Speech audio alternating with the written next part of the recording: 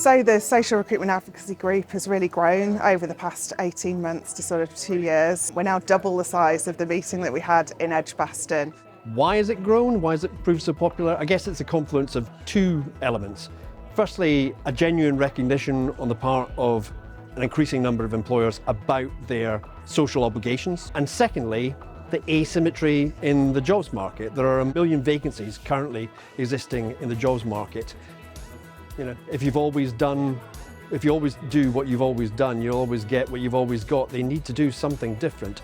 And social recruitment, expanding those areas from which you recruit, looks like the most obvious route to developing your recruitment and indeed retention strategies. We were delighted and privileged to be part of the sort of the founding of the Social Recruitment Advocacy Group. It's evolved and it continues to evolve. It's a bit of a snowball rolling downhill, and it's just gathering greater pace and more members as a result of that. There is so much that we can all do, not just individually in our own organisations, but I think we're so much stronger as a collective. The partnership with PeoplePlus has been a fantastic network and partnership for us in terms of embedding that across all of our recruitment strategies. What's really great about it is our partner network. Partners can help employers and shape their thinking, provide their expertise.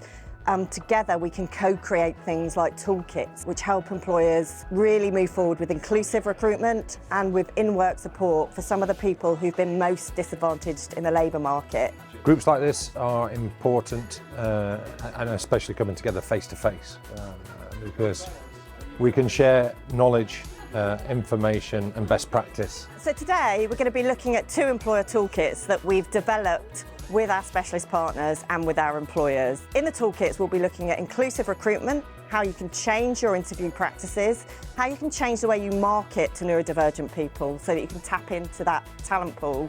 The other toolkit we're looking at is a prison leavers toolkit. So that's really about building the confidence and esteem of people who come out of prison and are really looking for employment to help them sustain on a positive path in life. So Web Helper really thrilled to be part of the Social Recruitment Advocacy Group, part of our flexible employer of choice strategy, which is super important to us to make sure that people have no barriers into work and no barriers into joining a company such as WebHelp. Some of the benefits of the group are that you're able to be monitored towards one of our Charter Mark awards. So we have a bronze, silver, gold and ambassador level Charter Mark, which helps you to indicate where you are on your social value journey and give you some ambitious targets to help you to move up through the levels, so actually you become an ambassador. Our gold accreditation that we've received today for our membership demonstrates our commitment to social responsibility and why that's so important for us. We are really proud to be part of this organisation. We were a founding member and to be able to see this grow and develop and create a real movement to create change across the nation. Our labour force actually is getting smaller when it used to be getting bigger, and that's partly driven by the pandemic, but it's also being driven by these really significant changes in how we live, how we work, and the fact that we're getting older as an economy and society as well. So I think when we look at the labour shortages we've had over the last couple of years, that's going to be a really significant challenge for the future too, and it's why we need to get better at bringing people into the labour force, making work better and recruiting differently. And that's why I think this group, looking at how we can recruit differently and engage people better, can play such an important role in raising participation, helping disadvantaged groups and ultimately making the economy and our society stronger.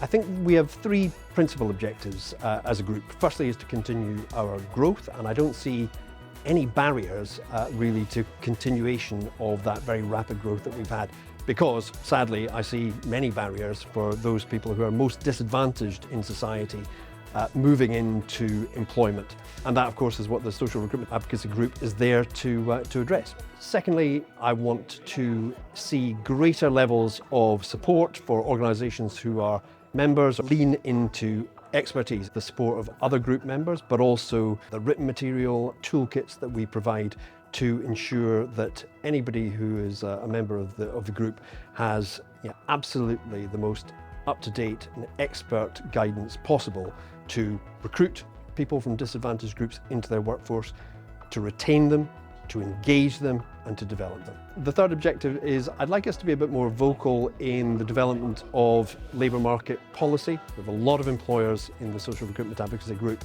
They represent sectors right across the British economy, and I think that we have something very important to say to government about how it is that they can upskill those who are looking for work and those who haven't thought yet about looking for work for jobs that exist today and exist tomorrow. We've had a fabulous day today, and it's been great to get the feedback from those that were able to attend. Putting together some toolkits on neurodiversity and on prison leavers. So it was fabulous to have the ideas and suggestions coming from the audience. Great presentation from Tony Wilson on employment. But I think most importantly for me, having been there at the start of the journey, was seeing businesses getting their Charter Mark Awards. That's just a real pleasure. It just shows what a difference we can make in adding social value to our recruitment processes.